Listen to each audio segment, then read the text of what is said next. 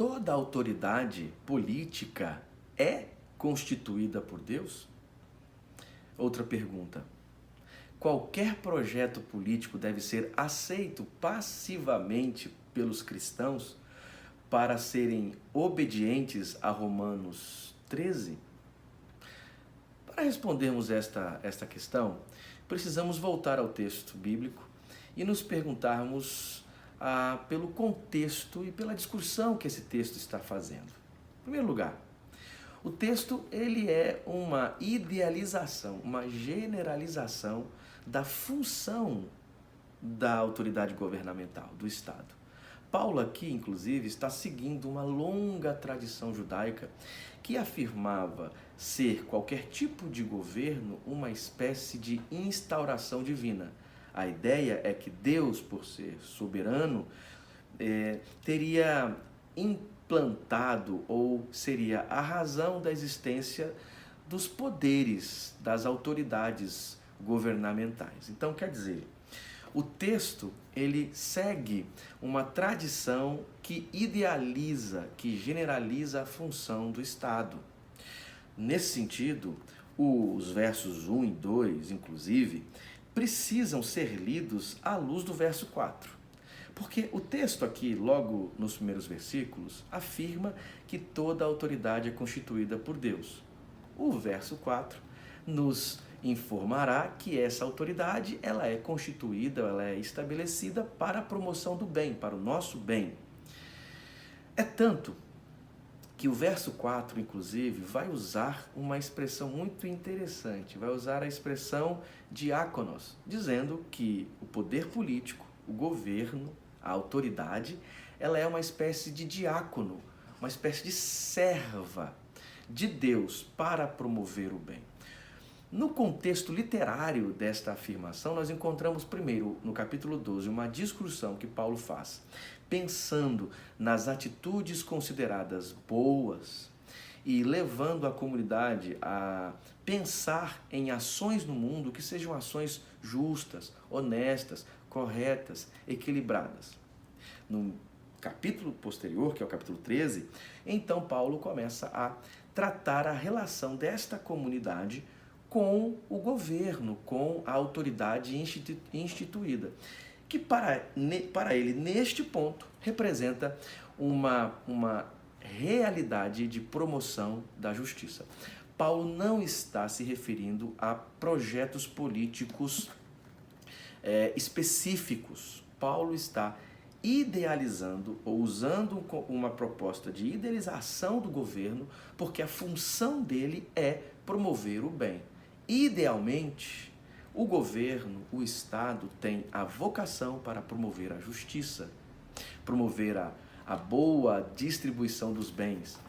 O projeto político esperado, idealizado pela vocação divina, é uma implementação, é a presença da justiça de Deus mediada pelo Estado, pelo governo, pela autoridade. Por isso, um Estado, um governo, uma autoridade que cumpre a função de promoção do que é bom, cumpre a promoção do bem e da justiça, estaria então realizando essa vontade de Deus, esse projeto de Deus, essa idealização teológica.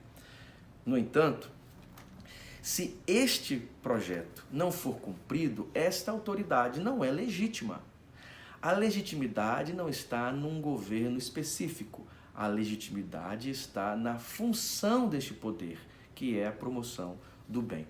Paulo não está neutralizando a crítica justa, coerente e honesta a projetos políticos injustos.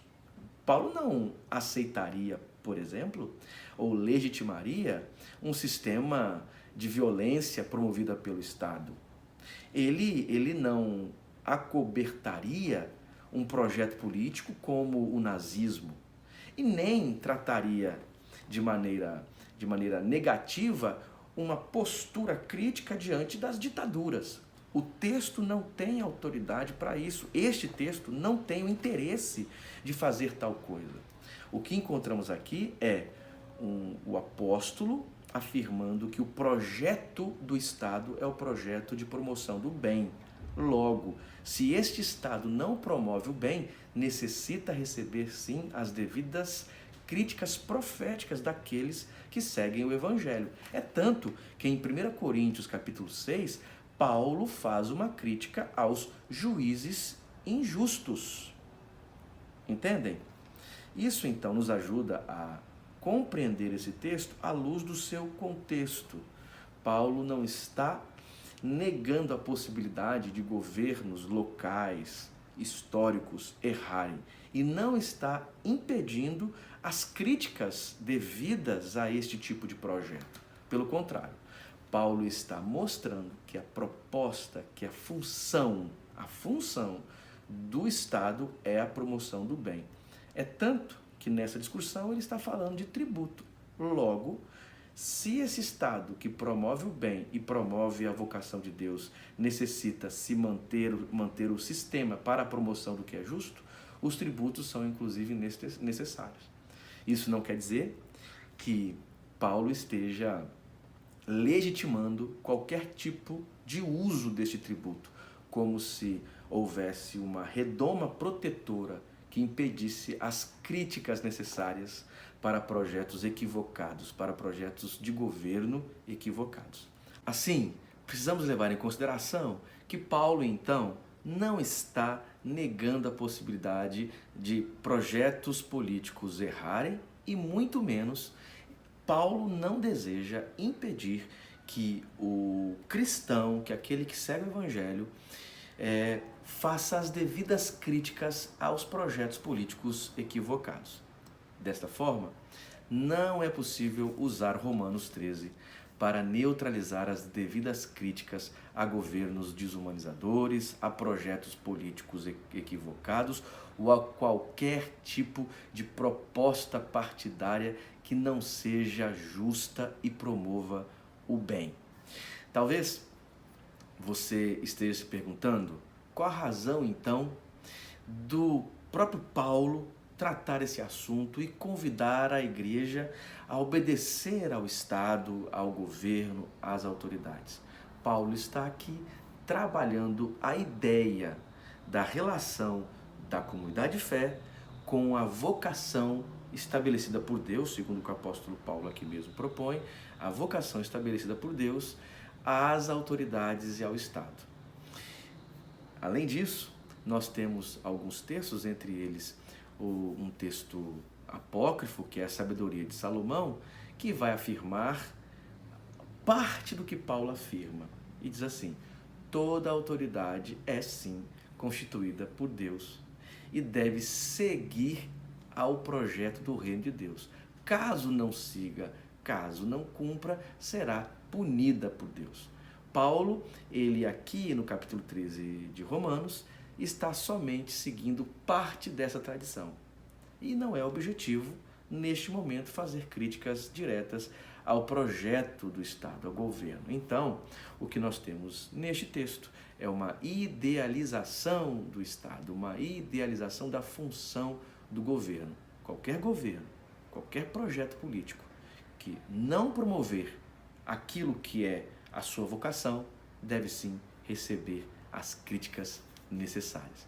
Eu gostaria de terminar indicando para vocês um livro que ajudaria especialmente na compreensão deste movimento cristão dos primeiros séculos, inclusive esta relação da tradição cristã com o contexto romano. Uma obra escrita pelo meu orientador de doutorado, Paulo Augusto de Souza Nogueira, Experiência Religiosa e Crítica Social no Cristianismo Primitivo.